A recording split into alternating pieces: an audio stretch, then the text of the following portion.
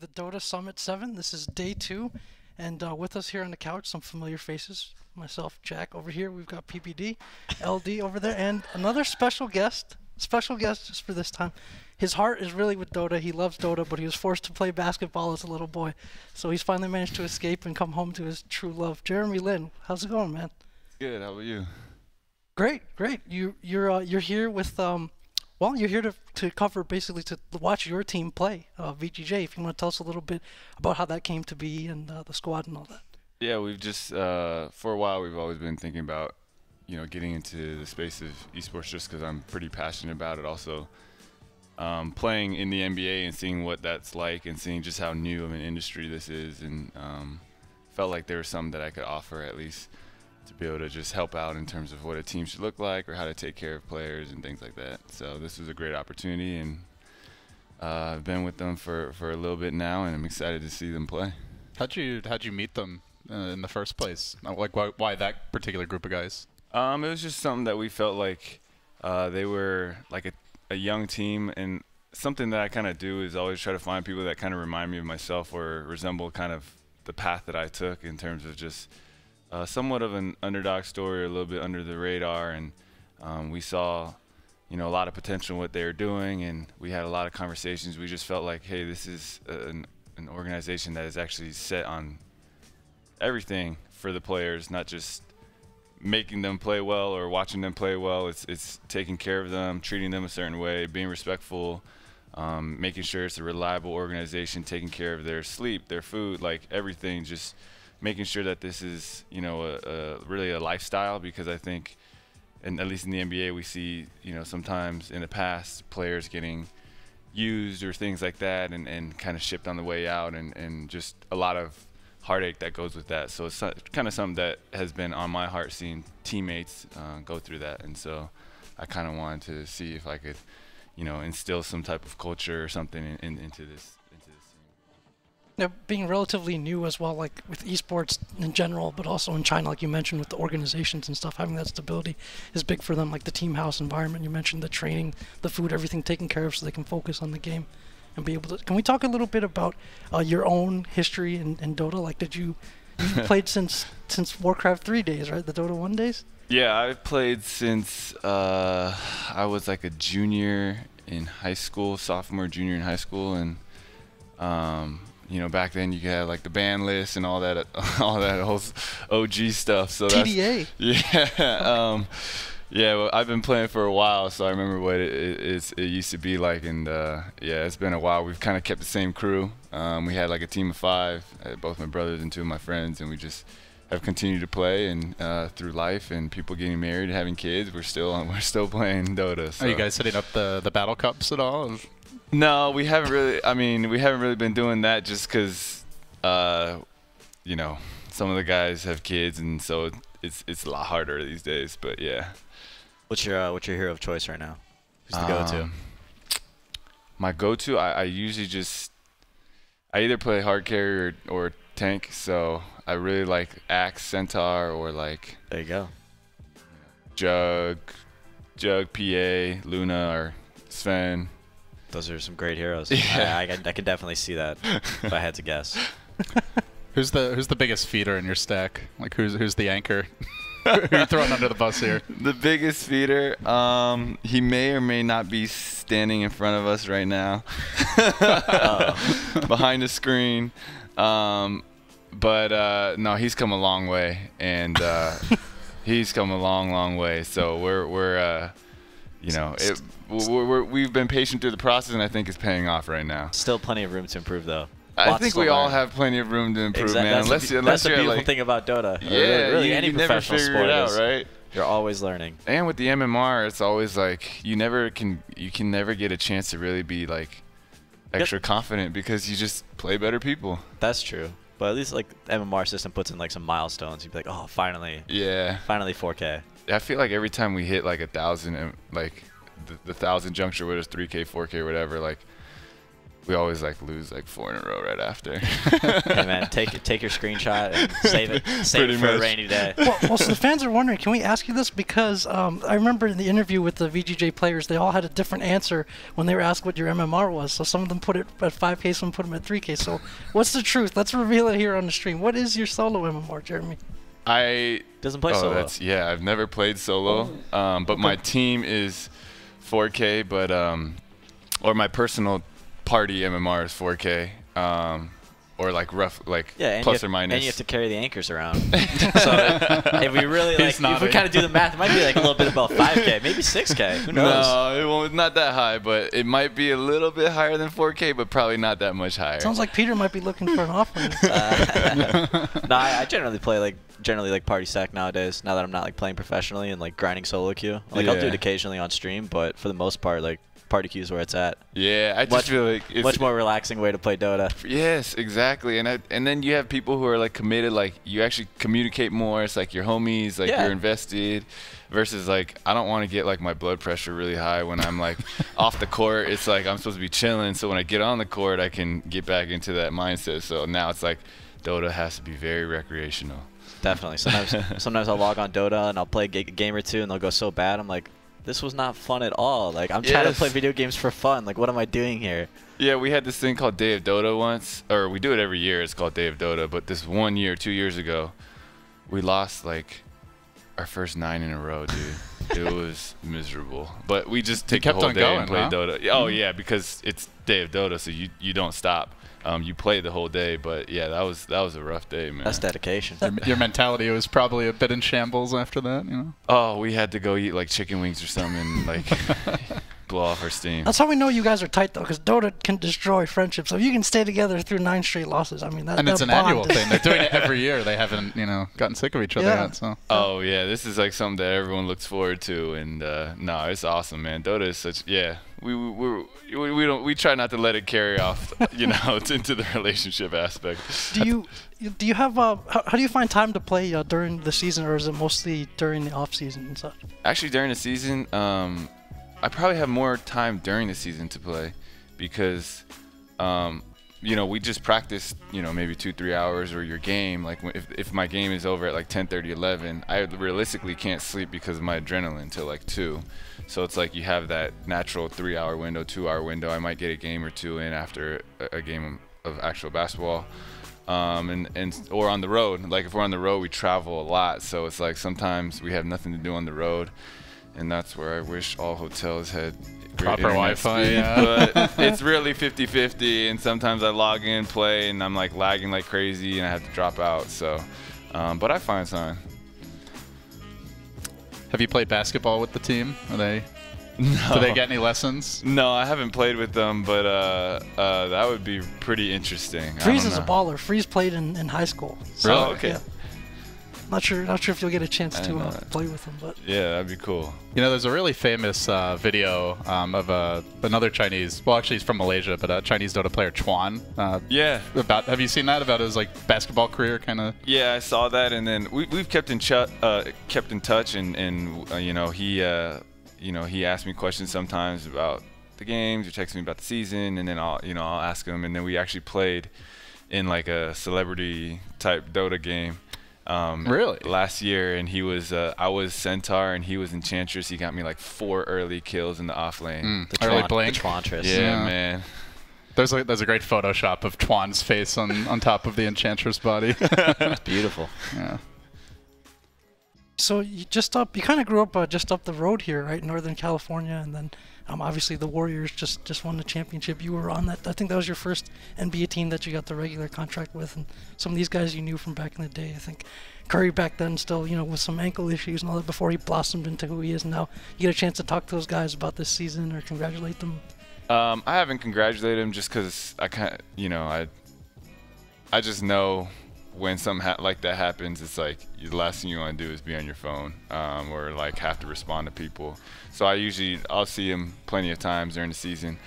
We always catch up when we're playing and whatever, and especially with Steph, there's always chapel service before the game that he kind of goes to, and so we'll catch up there. But it's amazing to see what they've done. And I think it's just like bringing in the right pieces, obviously talent, but like finding guys who are buying into the team and finding guys who are willing to take lesser roles. You saw Steph do that for a little bit. You saw Andre Iguodala and, all these Clay taking a back seat. So it's been really interesting to see them grow as a team. Yeah, I mean, I was a Sixers fan for many a year. It's been rough out there, but it was nice to see Iguodala finally. So you can root for Team Liquid. The Sixers find his own. Yeah, there you go. Yeah, you got the Sixers will be good though. Joel Embiid is really, really talented. That guy is really good. So you guys will be all right. You've mentioned a lot of the similarities between kind of Dota and basketball. Obviously, like all sides, they have to be going like psychologically with your teammates. You have to mesh. As you said, some people take a step back. You have to like fit into roles very well. So we know that Gordon Hayward, I think, used to play StarCraft. Are there any other players that you've tried to get into Dota or maybe other games with you?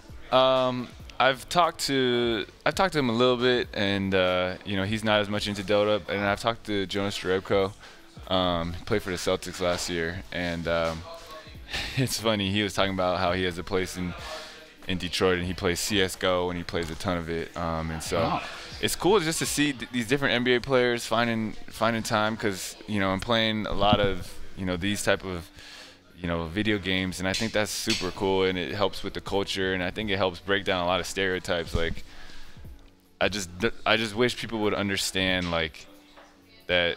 Playing Dota is just as team oriented, just as fun. I think we're getting there. Yeah, a lot for for people like you are really kind of putting it out there and really telling everyone that it's not, there isn't really that taboo anymore. I've seen it, and then I've been in esports for like 5 or 6 years now, and I've already seen the, my generation is getting older and starting to have kids, and they're all like, oh, like video games are cool, like. Yeah, so. And NBA teams are getting like their esports teams too. Absolutely. There's like an esports league for the NBA now, so it's like I love how fast it's growing. When's VGJ gonna pick up at? Or I guess, well, no, that's all the professional basketball teams. Got the NBA 2K players. Yeah. That's fun.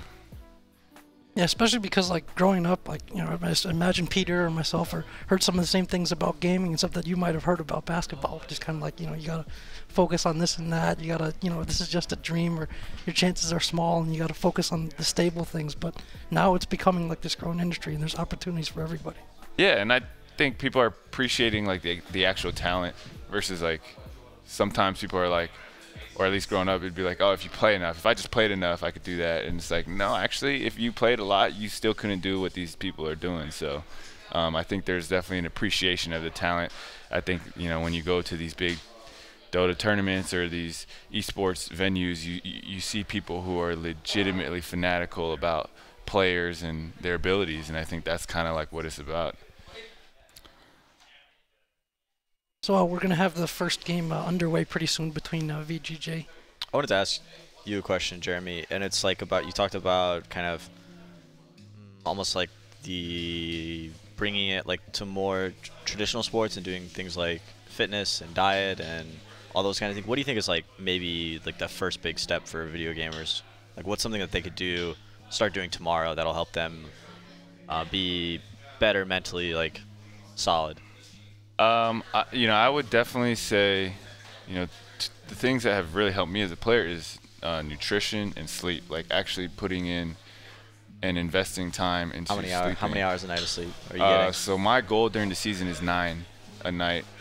Just because it shows, like studies show just how different you are, with every hour of sleep. And people think like naps are going to be very helpful.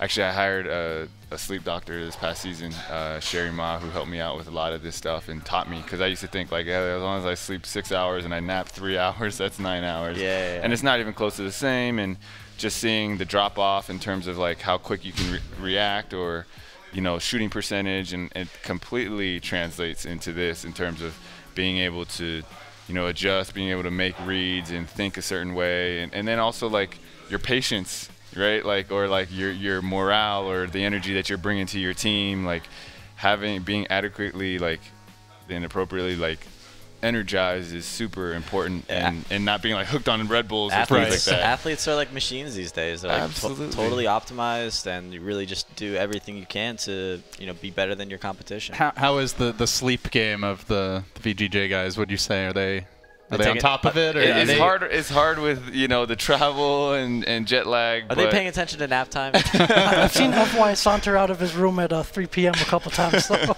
Yeah, I think that's just something that is. It takes time too. Like even for the NBA guys, you can't get the whole team to do it. Yeah. So my theory is you get the younger guys to do it. Yeah. They come in and they don't have the egos and they're like, I want to be on the NBA. I want to play professional sports. So are we saying like RTK is a lost cause then? I think the older players they have too much money and they're too much ego and they're just like I'm gonna do what I want to do. Like it's worked for me so far. They know best. Actually, but if you get the older player, if you get the vet or the leader, like I think it trickles down. So it depends who you want to go for. Yeah, but it's shoot anybody who's willing to listen, I guess. For sure. That's cool, because I noticed that some players, well, I don't know if just personally, but in esports would say, start regularly working out or something like that, regularize their schedules a little bit more. So that's interesting that you brought up, like, kind of finding these edges at the top level of your sport and your field. And then, yeah, so that's the thing is, like, when you play video games all day, like, it comes to midnight and you're, I'm not really that tired. Like, I'll be up for a little bit, and it's hard to disengage, especially you talk about adrenaline. Yeah. I feel like I have similar adrenaline rushes when I'm playing video games. Imagine maybe you feel the same way, but it's really hard to. That was something my dad always talked about. He's like, hey, turn off the video games at 9 because you got to go to sleep at 10, and there's no way you're falling asleep straight off the computer. The blue light's bad for your sleep, Yeah, that's one thing I had to do is like I had to turn off electronics like X amount of time before, and then it like puts you in, and it allows you to sleep more and sleep better. So. Yeah, there's a lot that it's interesting. So you're not going through your phone in bed? Yeah, I had this thing on my phone where it's like once the sun goes down, it changes the rays on the phone and things like that. So there's a lot of different things you can do. So you get so apparently you get you do like a monthly phone call kind of with ROTK or some of your players. What's that like when you talk to them? It's not monthly just because scheduling, but I just try to be careful. I just try to really support and help with just more like, hey, this is how the team or the culture of the team should be versus really like pick Lycan. telling anybody what to do. Yeah, it's like, dude, if someone like I've been playing a lot of Lycan recently, man. He seems pretty good. Have you guys tried him? Yeah. So we just keep it casual, and it's also like, it's pretty chill, and I don't know. I just really enjoy watching and seeing absolutely. how they do. I think the coolest thing that you've been able to do is really buy into the whole scene. It shows that you're willing to. I think Merlini said it was put your money where your mouth is, and really kind of say like, hey, I love esports. I want to support these guys. I want to enable them to live their dreams, and that's as cool as it can be. That's as cool as it can be. Yeah. You've also got like JJ Lin, like he plays a lot of Dota, right? I'm sure you've played with him from time to time. Or you have, say, from Taiwan, like Jay Chao, and he's more of a League of Legends guy. But these guys have come into esports in these games too and put themselves out there. Yeah, it's been cool to see just everybody. I mean, I was surprised just how widespread it is. Like so many people, so many entertainers are all part of it. Actually, JJ was real cool. Like he rented out an entire internet cafe. And we just brought all my homies and his homies, and then we just played for a little bit. So I appreciate him doing that. Who's got the better stack? That's a real day of Dota. Yeah. It was tough to say because we didn't have a full 5 because we were visiting Taiwan. Sounds like you lost, man. No, we won, but he gave us like one of his best players. So he was like super generous about it. So I was like, man, you definitely can't count that. You got to take the wins when you get them, man. You can't just. Yeah, I shouldn't have said that, huh? Man, we should have just said we won and like I'm better than him or something. Nah, he gave us. Yeah, he was very helpful. Just did you just come from Taipei or Taiwan or something? I had a transfer, but I went to Thailand just with my foundation to take a look at some of the issues that they have out there. But yeah. So something for some of the Chinese fans who will be watching this as well. Your Chinese got significantly better, I believe, last summer, right? You were at TI and like. It went from you seeming a little reluctant to speak before just being fully confident and just so if you want to give a message to the fans or how did that whole process come about? Sure. 大家好，我很高兴可以到 LA 看这个 Dota 的 tournament， 希望你们都也在网络上看。Yeah. Translator? VGJ 加油。 I'm not needed. I wasn't needed last summer for TI6 either. Jeremy's got this himself. Are you coming to TI this year? Yeah, we're gonna definitely try to make it. Swing by for a day or two. Yeah, a day or two. It's such a quick trip, so we're hoping VGJ gets his direct invite too. That'd be sweet. Hey, winning the summit could be their ticket there. Yeah, pretty much. I think they're like right on the edge right now for that direct invite. Yeah. Yeah, guess it starts now. They've gotten most of the way through the draft. Yeah, I don't know, man. How are you feeling about it? Are you liking what you're seeing? Honestly, Is this what I you guys haven't even talked been about? paying attention. I've just been focused on the conversation. But yeah, I should probably lock in on what's going on here, huh? I saw this Lycan pick into this Witch Doctor. I don't know, man. that cask is pretty deadly. But I guess Lycans don't really do Necrobook anymore. Were you aware? No, it's the like armlet Yeah, so then it's build not usually. that big a deal. Yeah. 'Cause the cask will The little bouncing stun, cask, stun the creeps forever. Yeah. Yeah, they said they were worried about the big ult of Navi, so Magnus was an early ban for them, and they've gone a little bit further in that direction. The too. big ult. What is like have you ever like watched the team while they're scrimming or playing? Like, do you have like a handle on like their kind of team dynamics at all? No, I don't. I don't usually get to watch just because it's my own season. So I normally watch them just online.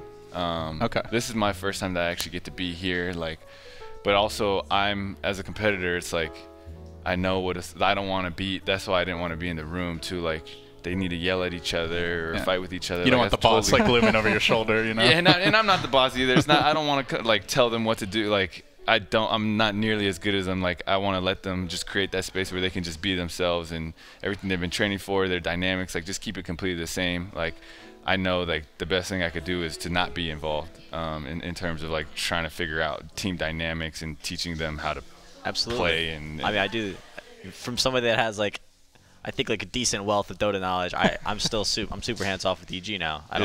I don't get involved with all. I'm not there on the day to day. I don't know, what their emotions are like, what their thoughts are like, where they think the meta is, which heroes they think are good, and for me to try to weigh in on that when I'm not there every day, when they're grinding and practicing each and every day, it's almost like disrespectful. Yeah, it's like when someone tells you or tells me like, oh, like they saw one game on TV and they're like, man, you should really focus on.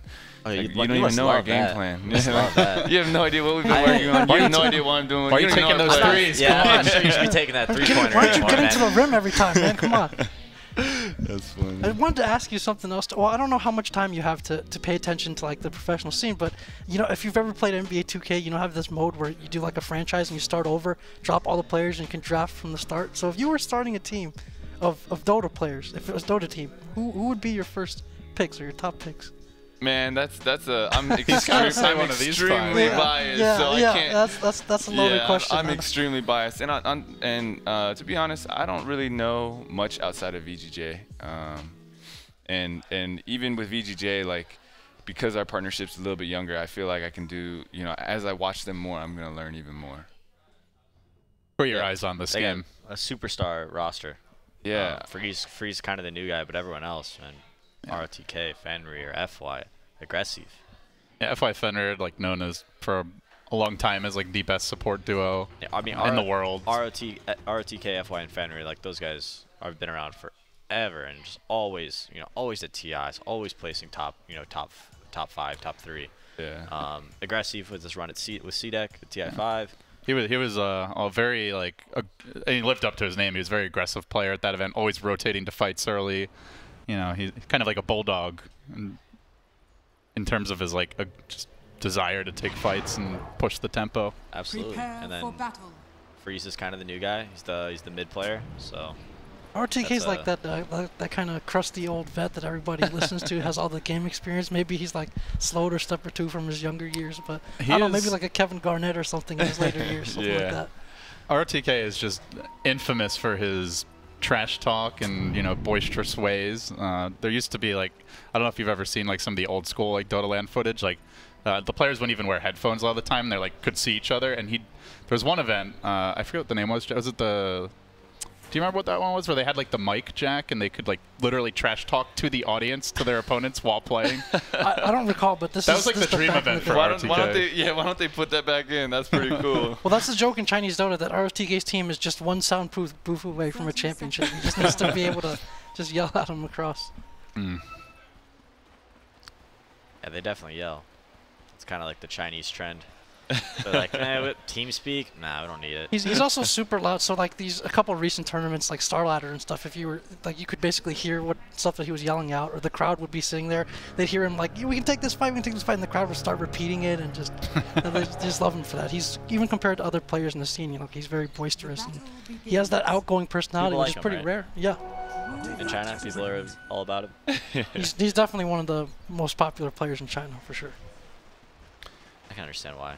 Yeah. My eyes, this game definitely going to be on FY on the Night Stalker.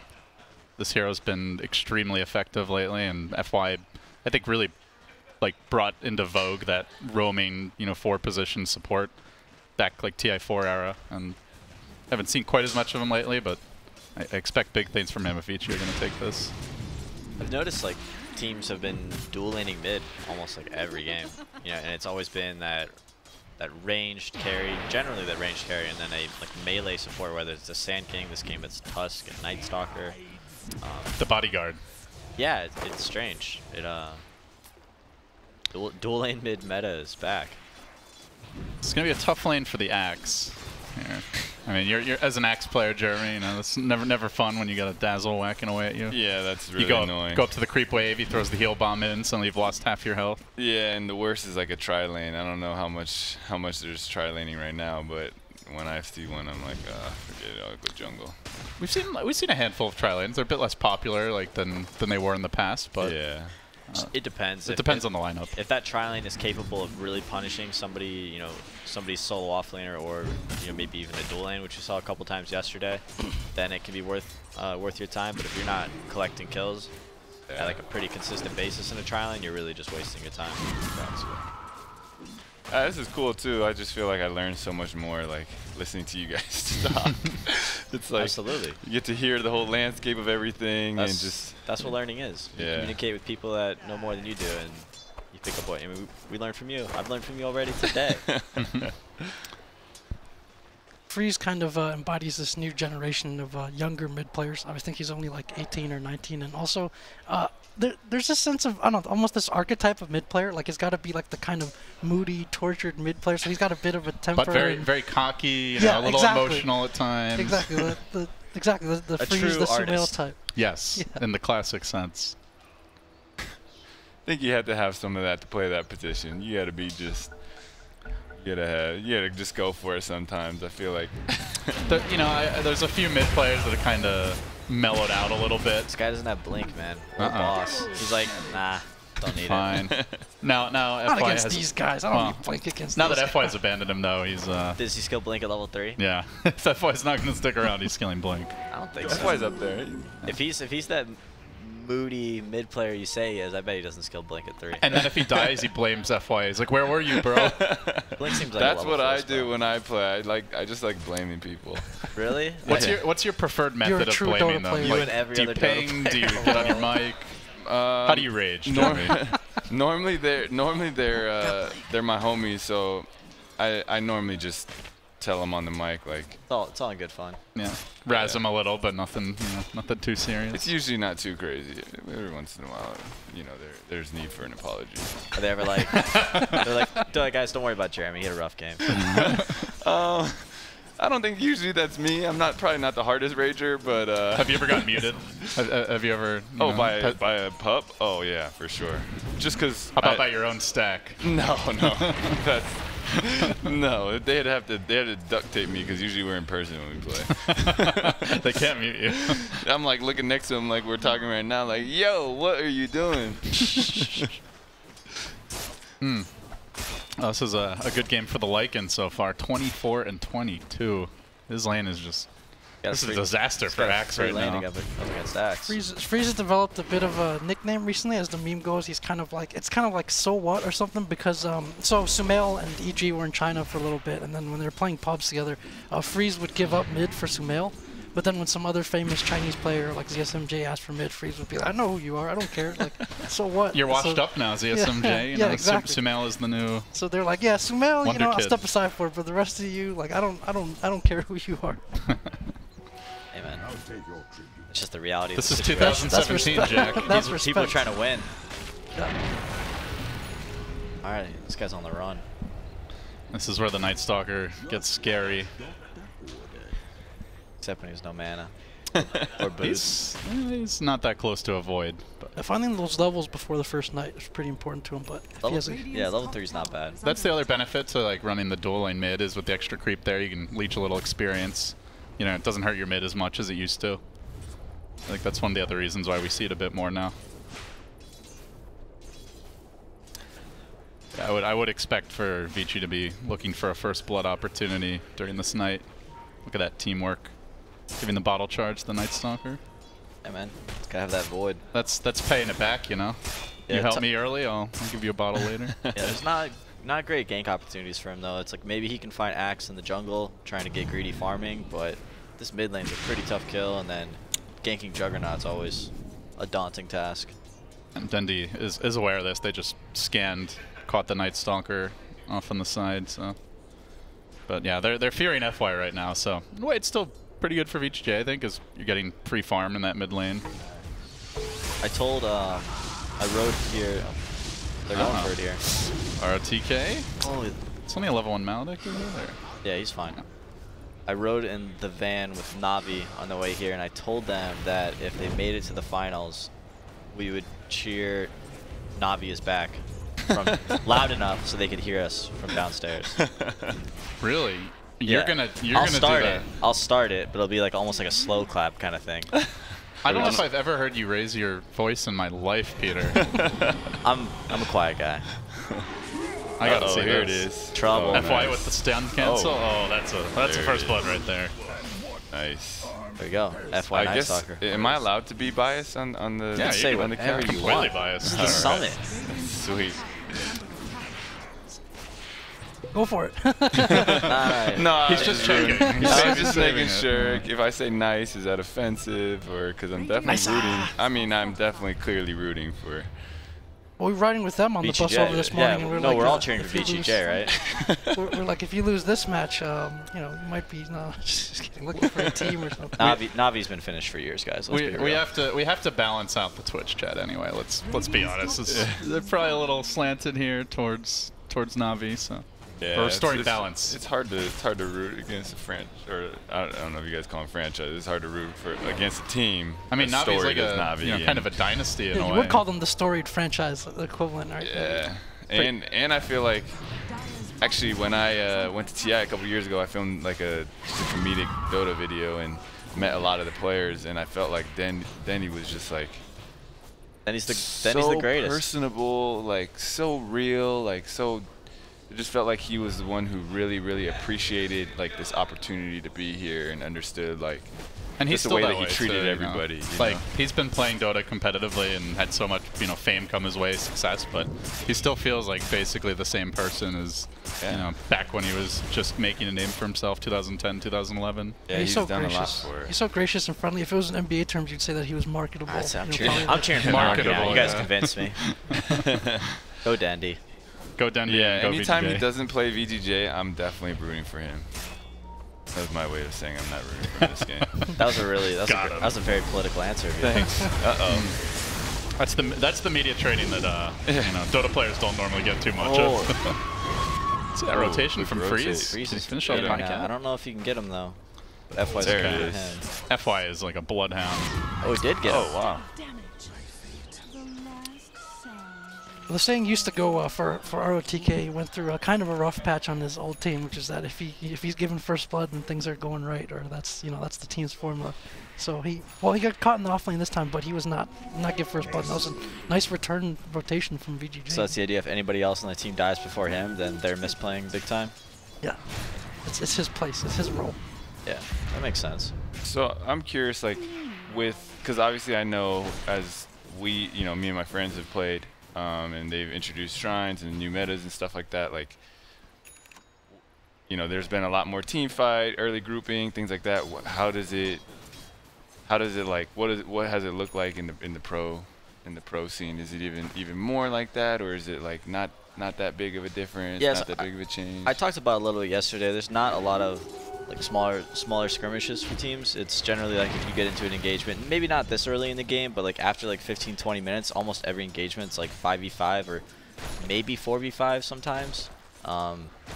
the teams are very grouped up. It's more about taking those team fights and coming out ahead, and having numbers is a great way to do that. Yeah. When the shrines first came out, there were more of them, and they were available immediately at the start. So sometimes, if you were having a tougher time laning, you go back to recover. Yeah, that was my pet peeve. Was like the offlane. You could almost first blood him right away, and then he could. Suddenly he's back full health, Right. full Yeah, mana. it's like- And you don't get a shrine in the safe lane, you know? Yeah, that's also.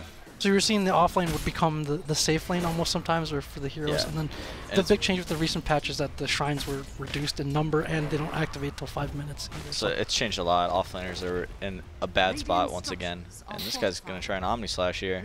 But FY can fly over the trees. He's beefy too. Uh-oh. They're bringing in more reinforcements. Yeah, he's not making Oh wait, he that. can't fly over the trees unless it's night. Yeah, right? it's nighttime, yeah. Okay. I mean, he had darkness, but yeah. No, I don't think he... Oh, he just got it, I Oh, thought. there's a gank. Epicenter. If you're trading your mid for the 4, Oh, wow. Big cask. Big ult. If they get Dendi, that's a good grave on RTK, though. Got an Invisor in. Freeze coming in. Oh, nice. Oh, that was a play. ballsy play. Very That's ballsy what you play, had to do but- to be mid, but I don't know. There's We'll no see grave here. for this man. Oh wait, they oh, can't get we to him. missed it. Shh. Close. Not worth. Ah. Gotta take chances from time to time. But yeah, not worth for sure. It was his team's fault. Come on, guys. Yeah.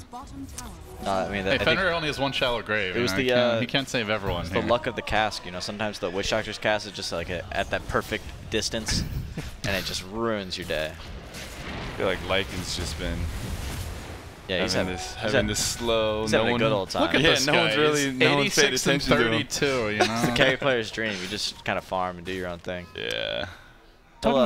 He's getting ready to show up. He's got his armlet now. He's ready to fight. Yeah. Talking to you mentioned TI5 earlier because talking to ROTK a bit ago, he said that aggressive's carry play at that TI was the best they'd ever seen from any carry. Well, So he, pretty high he praise created the coming out. meta at TI. Like, he was the player that started.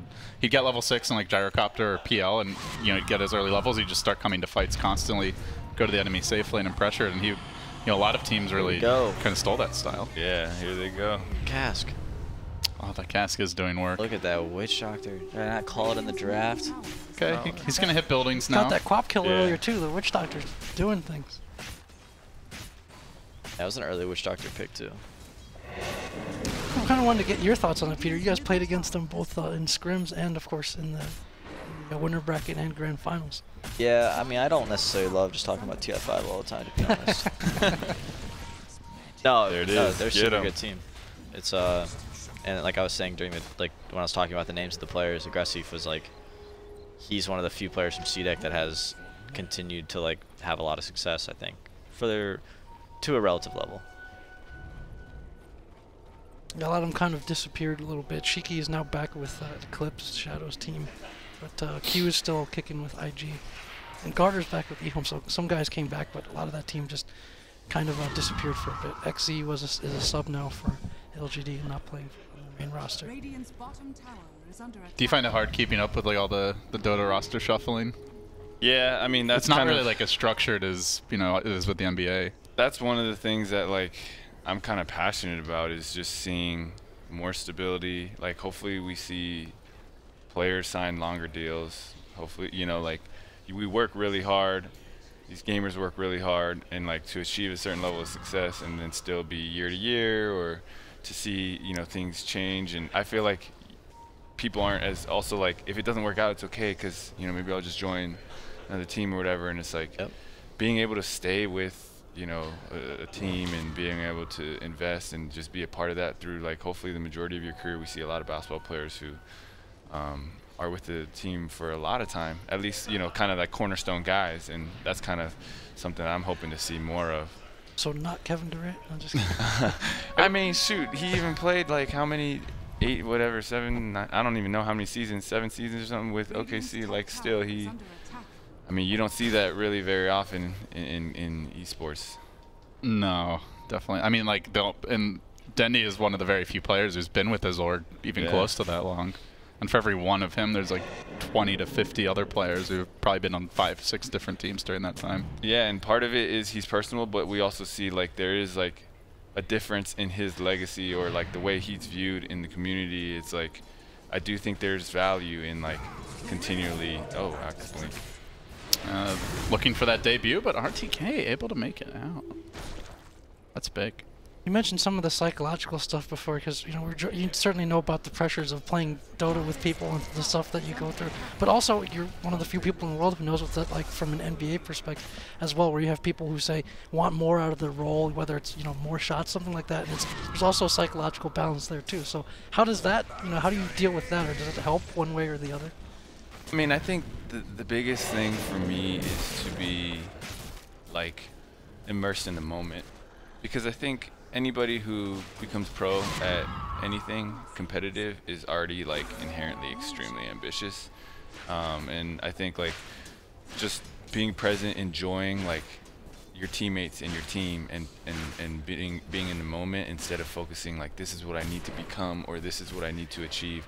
Those desires are great, but they can't like be everything. They can't like eat away at who you are on the inside, affect the way that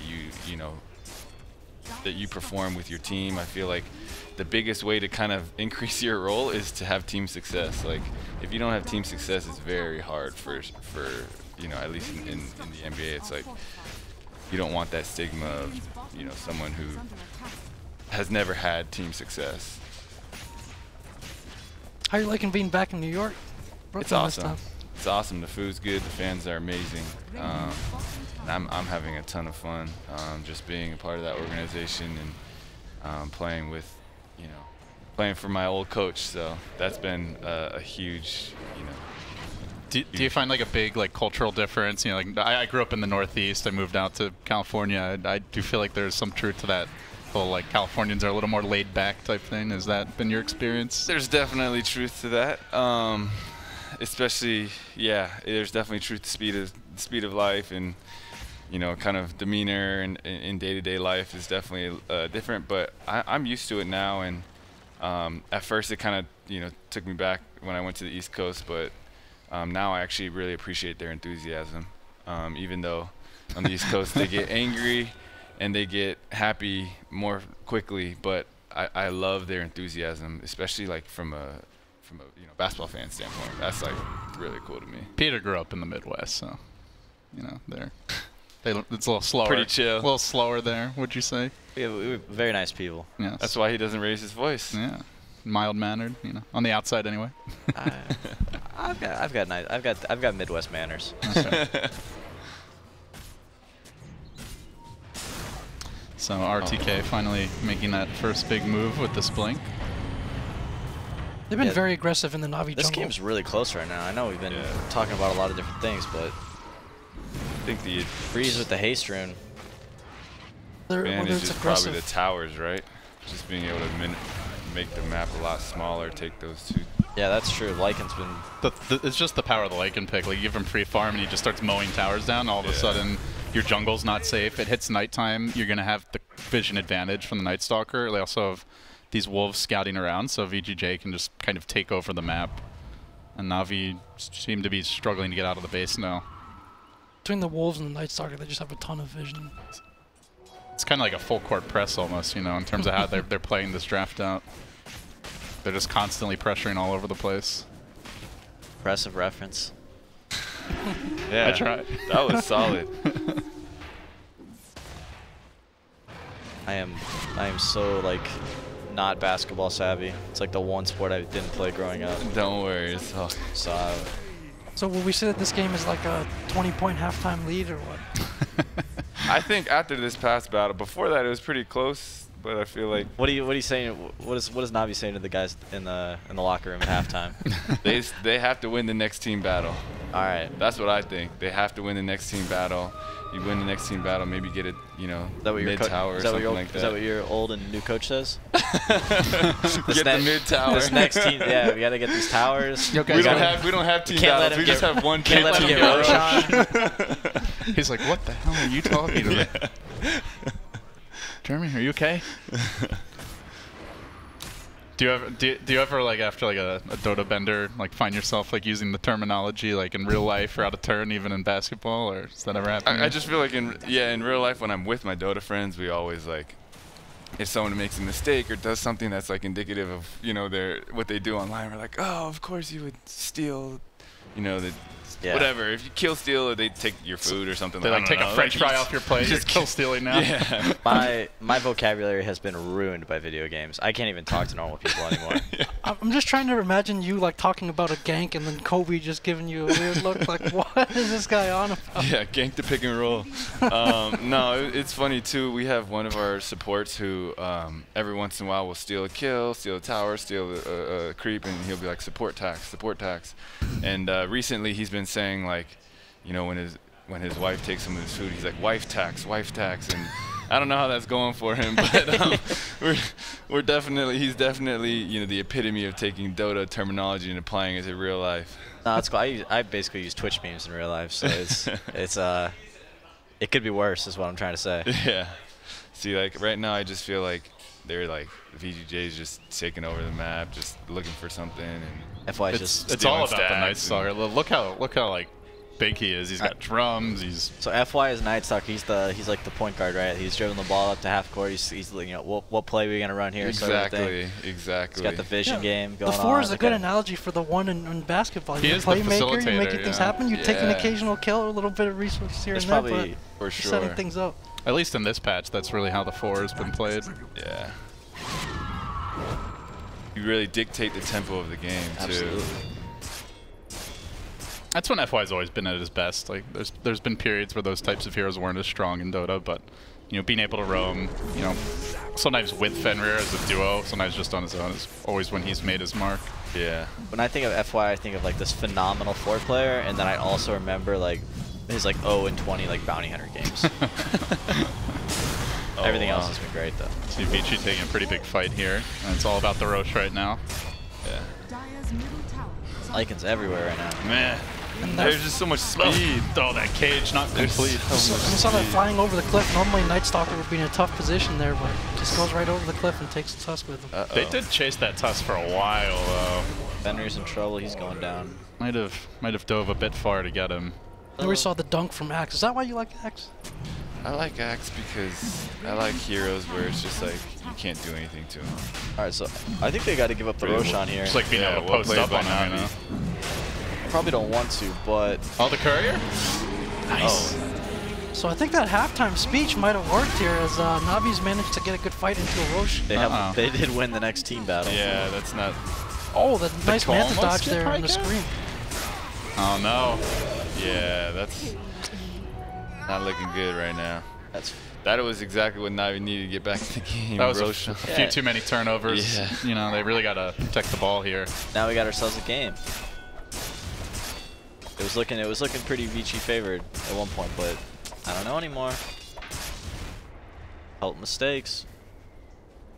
Navi might be back in the running. It's a huge Roche fight. Probably the team fight is a little bit weaker, I'd say, from VGJ. Like, they have a lot of control and vision, but when Fenrir, it comes to watch out, 5 man, it's Yeah. just tough for them to... That's why I think if take. VGJ can get those 2 tier 2s like ASAP, like that will really change it. But right now, I just feel like their grouping playing really well. Axes, Dendy's coming online. yeah, causing a lot of issues. Yeah, he's got, you know, Aegis playing Deso now, so you really do have to be careful with these He's got the backline kit. supports. Yeah. Pykat's got the Manta to take off the Night Stalker silence. I think the last fight, like, they were not very well coordinated. 2 heroes diving quite far out of position just to get a tusk. Ideally, you want the Lycan in the middle of the fight with the rest of the team. Yeah, Lycan sprinted off with his wolf form and chased the tusk, and they ended up killing him. But then the rest of the team was kind of left abandoned at the Roche pit. And Lycan has some, he has some problems this game just as a hero up against. I mentioned the Witch Doctor, but also Axe is like a pretty Really good against Lycan. Yeah, he's really good at all stages of the game, and now he's got his Blade Mill event, so he's gonna be pumping out a lot of damage. You know, VGJ's really got to pick their fights, and I think ideally try to burst somebody with like Queen of Pain and Sand King before the fight even starts. And they have the vision advantage. Navi's got the Tusk Sigil and some TA traps to kind of throw around, and maybe some Manta illusions if they could try that. But definitely like vision advantage for VGJ, so they need to be very selective on their team fights. it feels like in terms of frontlining and stuff, it's tough for VGJ. Like their cores are very good at getting to the back line, very mobile, but if they actually have to fight like a frontal fight, it's a bit tougher for them. Hard for them just to walk into Juggernaut and be like, "We doing this?" Yeah. I think on the Tusk, very mobile right now. Yeah, Tusk isn't a hero we see a lot of, but Soneko's he's always played kind of like, he plays pretty similarly to FY. A lot of the same heroes, 4 position. Similar level of just incredible individual to talent roam. that can take over the game. The other player who's really been running a lot of Tusk well is Kuroki. Kuroki played a lot of it at Epicenter and was just, it felt like he was basically Jerax, who's probably the most famous Tusk player, I would say. Yeah, Liquid values that hero highly. It's kind of one of those heroes that some teams like a lot and other teams not so much. But Liquid have been playing it since the start of the patch and even before. It's picking it super early. Okay, so FY is up north, farming out some items, and then the rest of the team is kind of... I think they just give this tower up. It's daytime. Navi still have Aegis. This is a really low percentage fight for Vici. Yeah, I'm curious when is going to be their window to, you know, finally take a fight. Maybe after Aegis goes down, I guess. But Navi's getting a lot out of the map now. I mean, it's tough, like you said. I think there's a lot of matchup problems for the Lycan in this game. You also, like, you can't rely on the Grave because the Axe has the dunk, so it's very I love it. Yeah. I mean, that's like the dream as an Axe player, right? You get like the multiple chops in a row off. Yeah. Just keep on slamming it. The other thing also between Dota and basketball is it's so, when you're watching, like, it's so easy to kind of hindsight stuff or be like, because you have the god's eye view of everything, right? Yeah. So in basketball, you're like, why didn't he shoot? Why didn't he drive? Like, you know, or in Dota, you're like, why did he do this or that? But then when the person's actually playing, it's like, oh, they're gonna make a move here. It's fascinating to watch like film with a player, with somebody after the game. It's like, wow, like there's so many times I watch film and I'm like, man, I did not see that, or like, man, this guy was so open or whatever. Like, it's just so different being in it. I'm sure you guys know, like.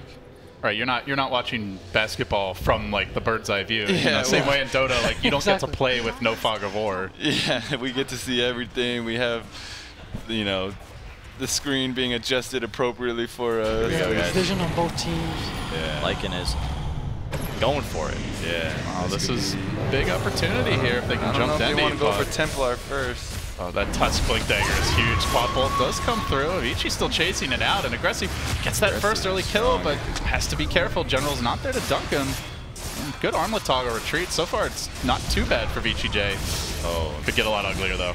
They're going to lose the Lycan as well as the Night Stalker. Yeah, man, they're just lacking the firepower.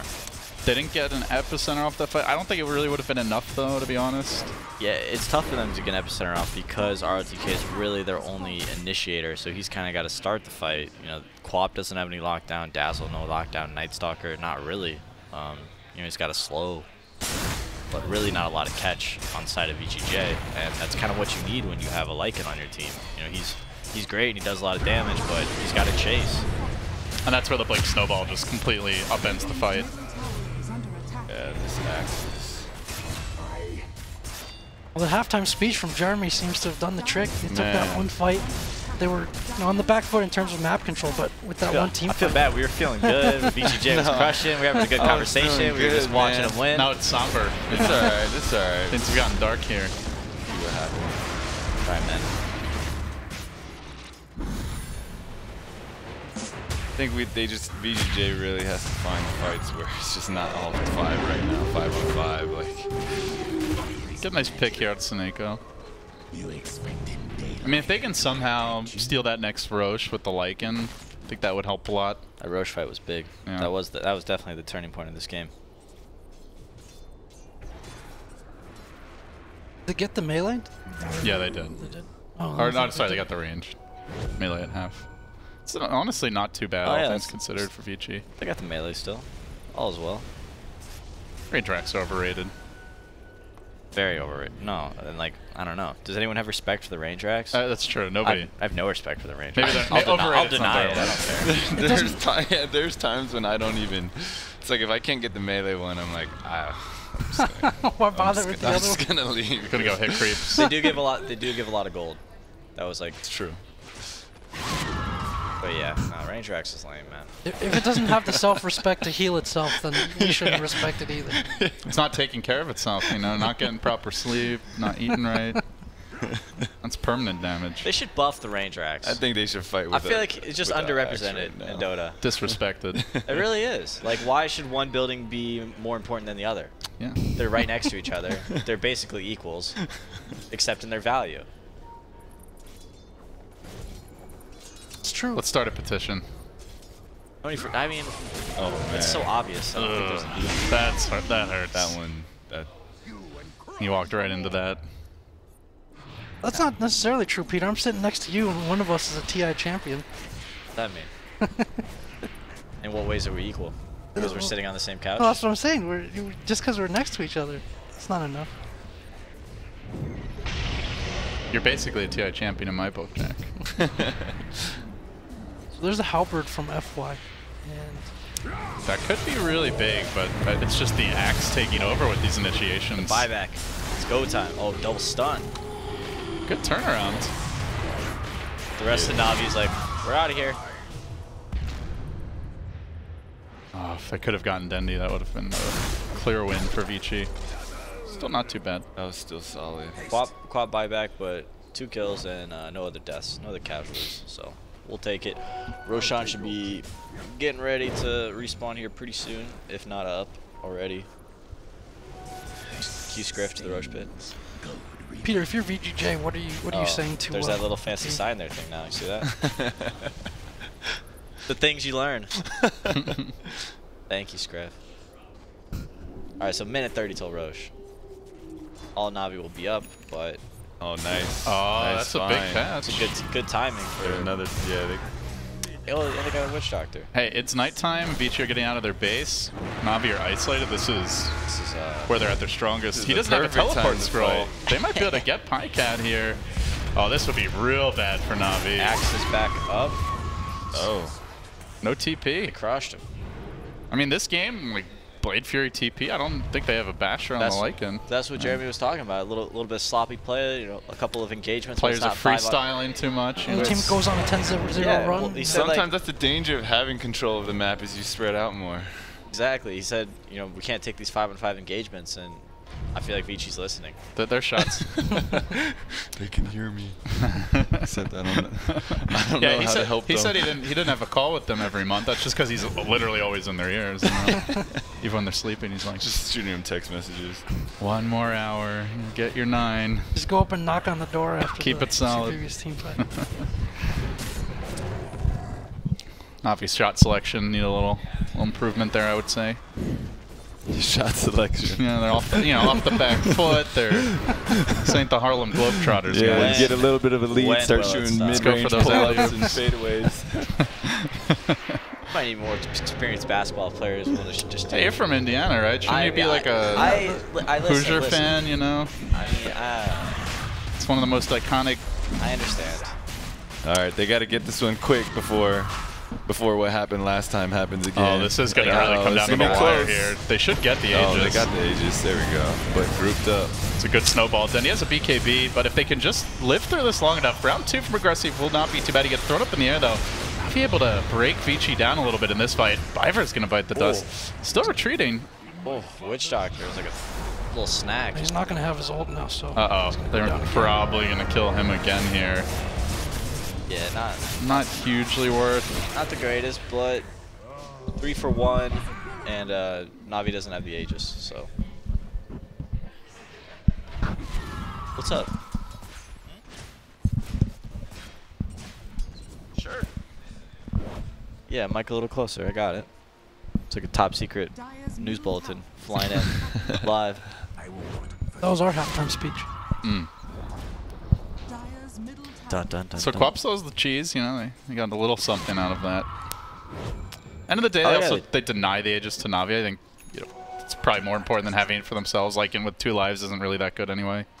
I definitely agree. Only get the wolf form on When 1. Dendi had that Aegis, he was super scary, and now they Yeah. can actually, they can kill him and start a fight, and not have to worry. Say like, oh, we can't go on this TA because he's in the front because he's Aegis. Now they can say, okay, we can try, we can start fights by going on TA, and they're gonna have to help him. Navi are definitely a lot stronger as a team, though, because like you go on the TA, if the Tusk is there, just blink Snowball, turn the fight around, give her that reset. She gets off her BKB. So how how important is film? Watching replays and stuff? Yeah, like how much time, what percentage of time do you think is spent generally in the pro world? It depends. Like, if I knew my opponent, like, going into the day before, and especially for, like, major tournaments, then, like, you really do put in a lot of work. And mostly for me, it was always looking at drafts and kind of realizing which heroes that team prioritized over others, so I can make trades. Say, like, oh, if I pick this, they're definitely going to pick this, and then I'll pick this. So I try to, like, you try to plan it out, and you can do that by watching replays and looking at kind of the draft orders, and then especially like early game movements. That's where the game is the most structured, is the early game. So you'll notice, like, hey, this team, they're 2 supports. They always smoke at 3.5 minutes and they go to the opposite rune, and they look for a kill there, or they try to gank the safe lane. a lot of the best Dota teams have like a dedicated coach, if not like analysts, who will watch the replays.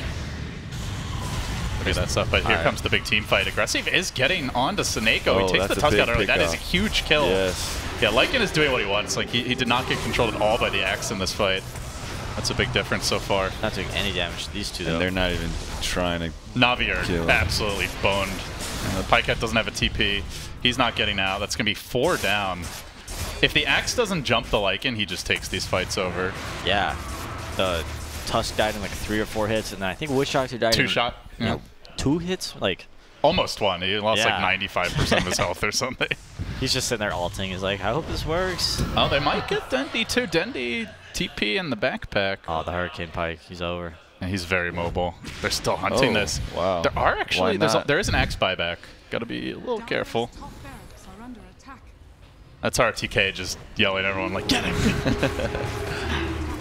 Old ROTK would have gone to the fountain for there. He's changed, you know. He's a little mellowed out in his old age. Getting ready for retirement. No. I'm kidding. Well, he's got one mountain to climb before he retires. He wants that ring. He wants it's been that a roller coaster of a game. It has been. I thought VGJ was going to win, and then all of a sudden I was like, well, this game's over. Navi's got this, and now look at it. They got to be careful not to overextend here. Oh, they got some nice damage there. Axe has a fresh Shadow Blade. This could catch. Oh, the Radiant got the dire top melee barracks. Off guard. What just happened? Oh no. The Vici got a little. How dare we discredit that range barracks? Oh man. The range barracks just caused Radiant to get the melee barracks. There's no quap buyback either. Out for 90. We're all eating our words right now. And we're going back the other way. All right. Yeah, RTK's not Garnett anymore. He's Charles Barkley. He wants that 1 TI ring. That's what he's missing. It's like where you steal the ball, you sprint the whole other, length of the court, and then you miss the layup, and then they're running right back the other way with the reverse, the Lotus Orb on the cask.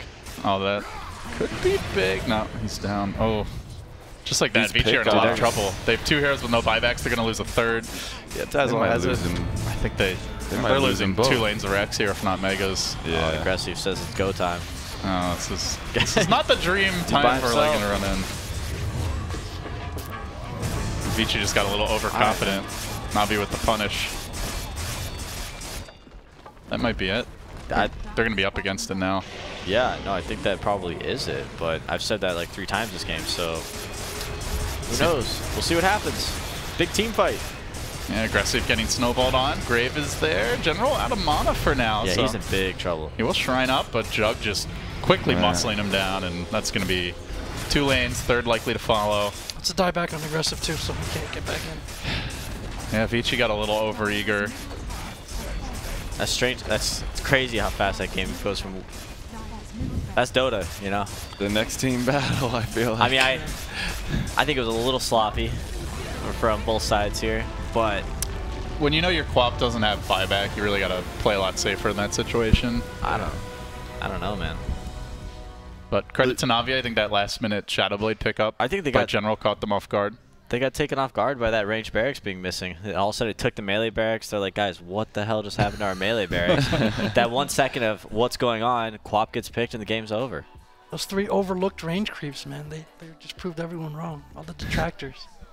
But it is a best-of-3 series. Vici certainly showing they can hang with Navi. Just not able to close them out here. Yeah, that was really close. I feel like it was just like a matter of, I mean, having a little bit more tank initiate, a little bit more beef, Just and poor leadership from ROTK. Yeah, who are you throwing under the bus here? I'm not throwing No. anyone. We got it. Best of three, man. Too much dandy. Best of three. Yeah, no, we'll see. I think the drafts are pretty close. I would have liked a better carry. I didn't like the Lycan up against the Witch Doctor initially, and then the Axe to follow was like a perfect pick from Navi.